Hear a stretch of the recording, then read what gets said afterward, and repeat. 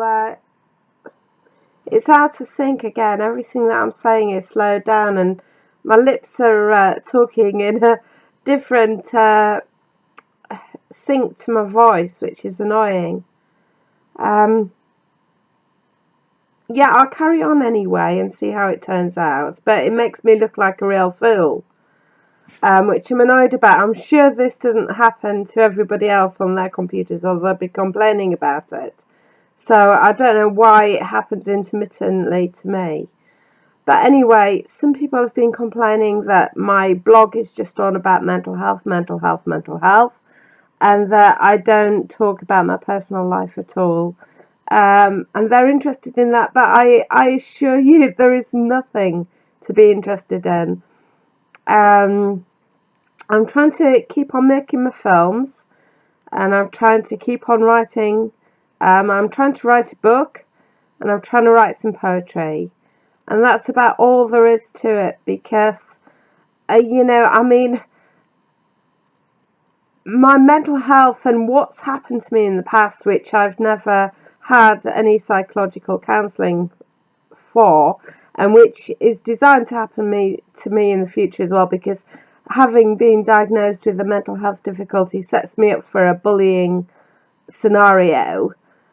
The other day, in fact, I was taken to Scarborough by this man in his car, and I couldn't stand a man driving and me not being in control. I just couldn't stand it. I've had this before, and I had it before after a particularly disastrous and upsetting time with someone, and but now I do find there is a hangover there. I really don't want to be in someone else's car with them trying to romance me, or this lad is really nice, and he probably didn't know how I felt, but he didn't go on the direct route to Scarborough. No, he took me sort of round about the country roads, and I was uncomfortable with that. He showed me GCHQ. He talked about how the rich have a habit of shooting everything, and how the friend's house that we were going to, that he was going to introduce me to, was involved with pheasant farming for shooting purposes. And all of this information, and I just thought, oh no, I just want to get home safely. To be quite honest, I wasn't interested in getting involved in any of it. And it wasn't his fault. It was just the sort of dark stuff. We got to this person's house. I heard him admit he was into watching violent and horror movies, which he had, I'd said I didn't like. I just can't cope with it anymore. I just cannot cope with any of this sort of stuff. It's not playing about for me.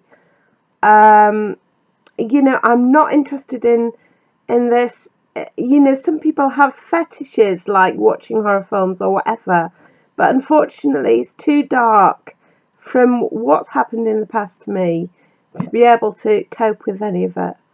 And I'm not interested. I can't join in the cultural conversation because I'm not interested in exploitation either of myself or anyone else.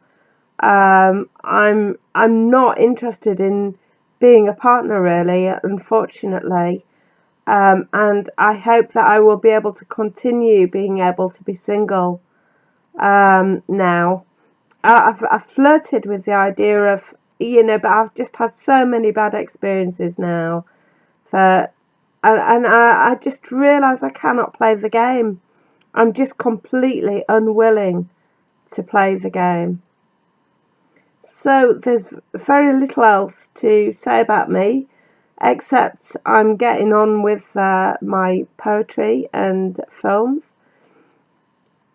Also, I wanted to say that, yesterday, I received through the post a letter from Bootham. I don't know whether you remember that. I'd been in Bootham some time ago. That was dated, hang on, let's just see, 20th of February, that they never gave me when I was in Bootham, and that they've only just sent off to me now. It was about, a report coming from the tribunal that was an absolute nightmare, where they refused to listen to what I had to say, where a social worker said that my contact with him had been minimal. He told me he didn't want me offloading on him, and literally only he actually stopped me from detaining him when he came round, and would go off within 5 minutes of knocking on the door to see me, and then they're trying to blame me for not being in contact with them. Everything was twisted round. My lawyer told me to be quiet and that I would have a chance to raise the points afterwards that had been controversial and that I wanted to argue against. And I was never given that opportunity at the trial, the tribunal trial. So, there's so many things I could say about it. It was an absolute farce. And, so I don't only have all this coming from a personal direction of,